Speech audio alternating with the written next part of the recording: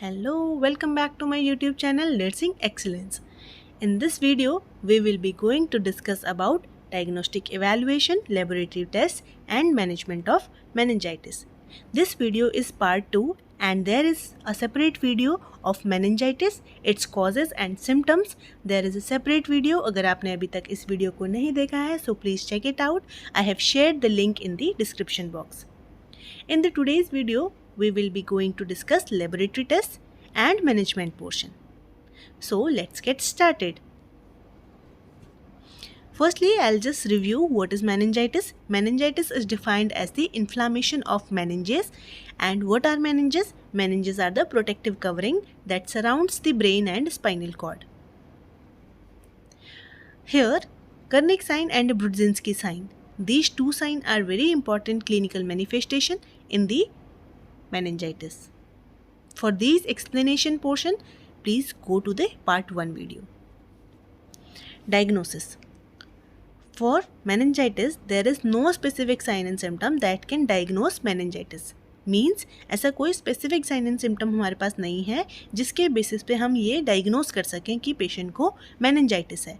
But for these conditions, lumbar puncture is advised. Why? To examine the cerebrospinal fluid. Cerebrospinal fluid को check करने के लिए lumbar puncture is recommended.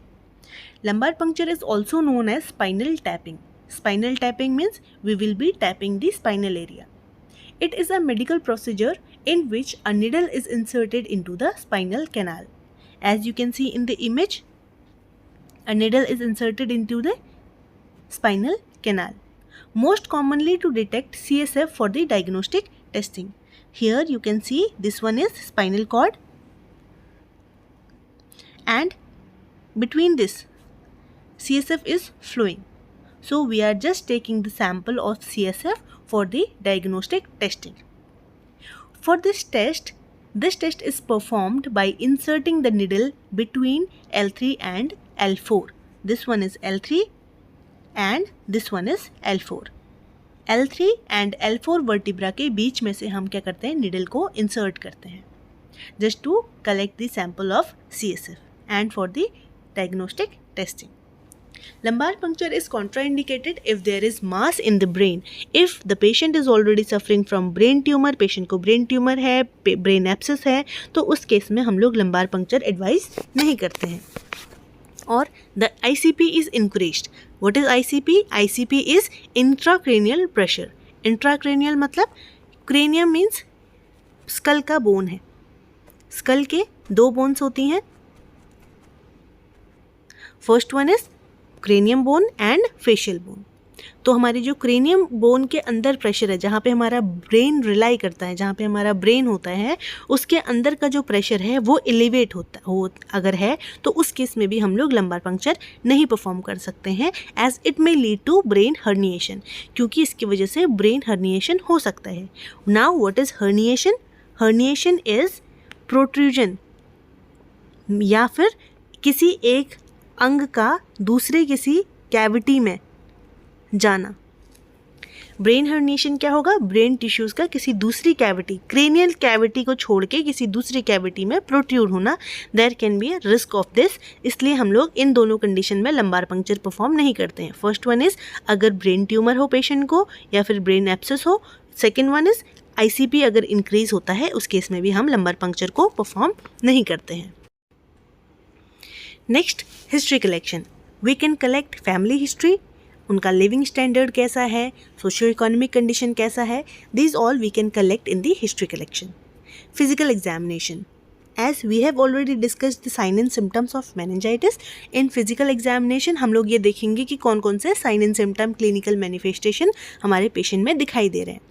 जो important हमारे sign and symptoms हैं वो क्या क्या हो सकते हैं?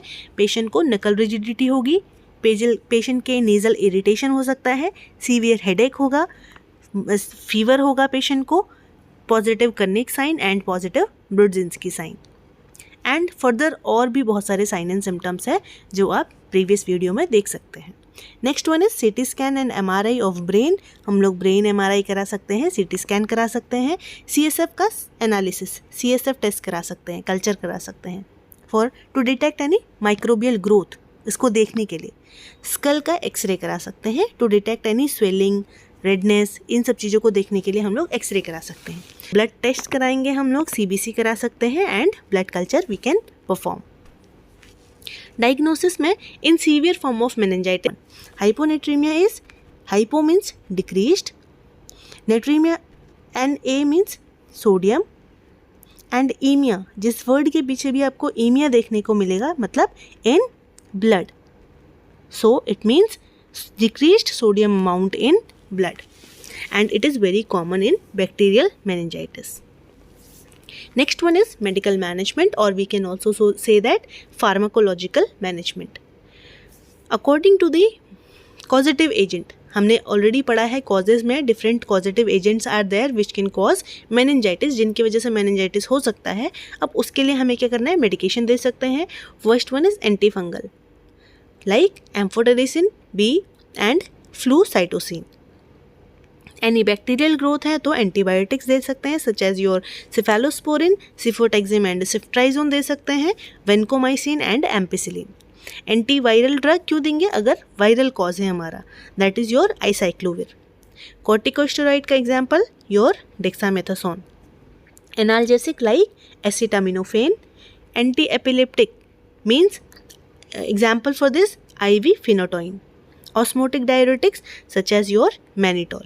Mannitol is also used to decrease the ICP. Now here you can see in the fungal meningitis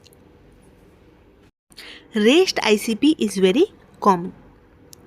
To relieve this pressure, अगर हमारा फंगल मेनिंजाइटिस है तो पेशेंट में उसका ICP क्या होता है, इंक्रीज होता है।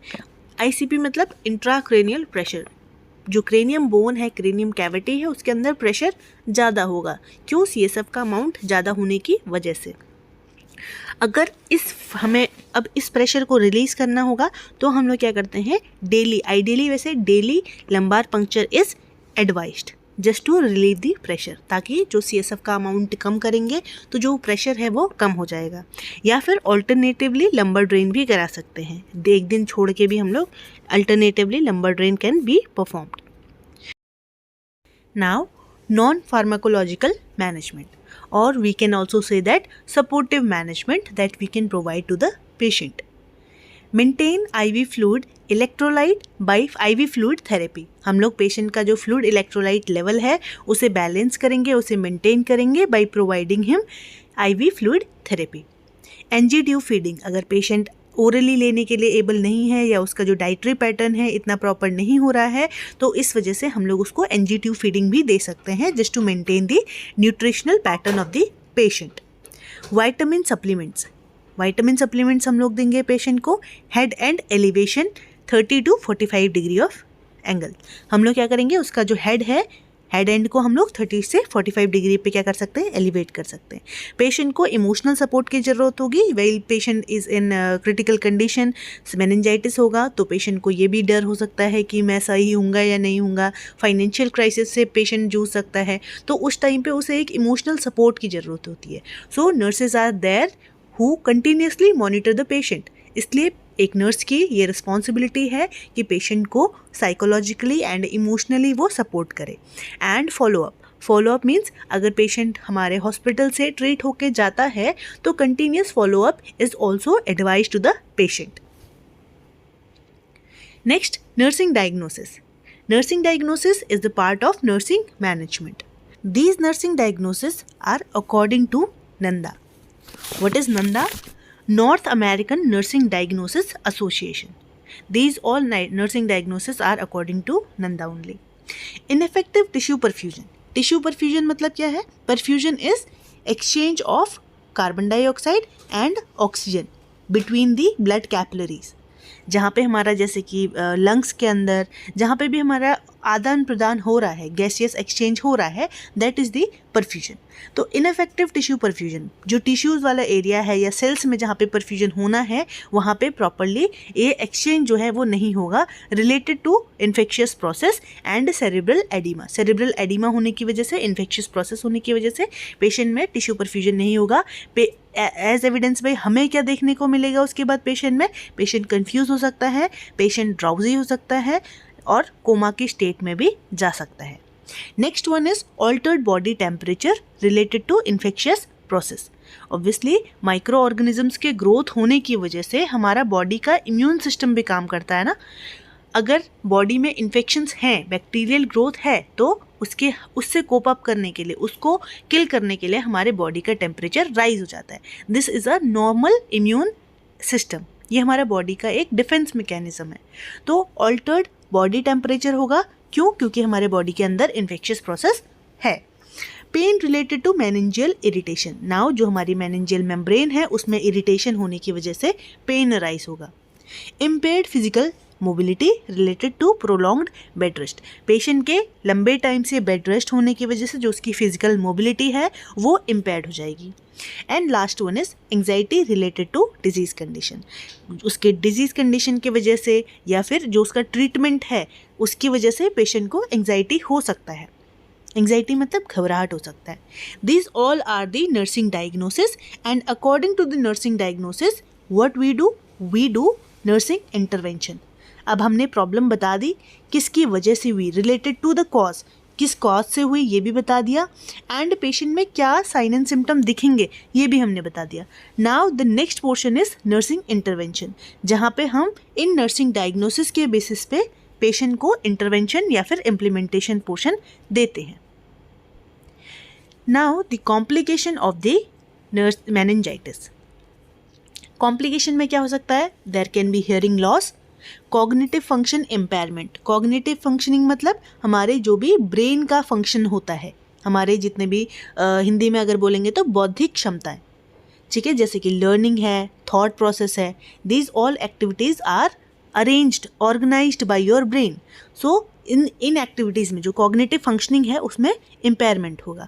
Gate imbalance. गेट इम्बैलेंस मतलब एक हम लोग खड़े होते हैं, एक प्रॉपर बैलेंस मेंटेन करते हैं ना अपनी बॉडी का, तो अगर पेशेंट को मेनिंजाइटिस है तो there can be problem in maintaining gate.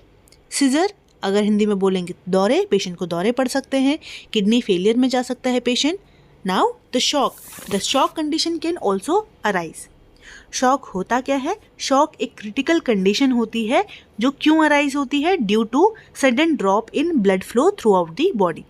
किसी भी ट्रॉमा की वजह से, अगर ब्लीडिंग एक्सीडेंट केस है, बहुत ज़्यादा ब्लड लॉस हो चुका है, उसकी वजह से कोई बॉडी के अंदर एलर्जिक रिएक्शन हो रही है, उसकी वजह से हो सकता है, सीवियर बर्न हो सकता है, सीवियर इन्फेक्शन की वजह से हो सकता है। Due to these certain causes हमारे बॉडी में एकदम से ब्लड का जो फ्लो है उसका लेवल कम हो जाना, उस कंडीशन की वजह से एक क्रिटिकल कंडीशन अराइज होती है, that is shock. And last one is death. Death can also occur in the patient while he will be not receiving proper management. Next one, prevention. How we can prevent the disease condition? Proper vaccination, some behavioral measures may also be effective, and proper follow-up. This is all about the disease condition. Hope you like it. अगर इस video से आपको value मिलती है तो please like, subscribe and share and hit the bell icon so that you can get the notification for more informative videos. For any query, please ask in comment box. Thank you.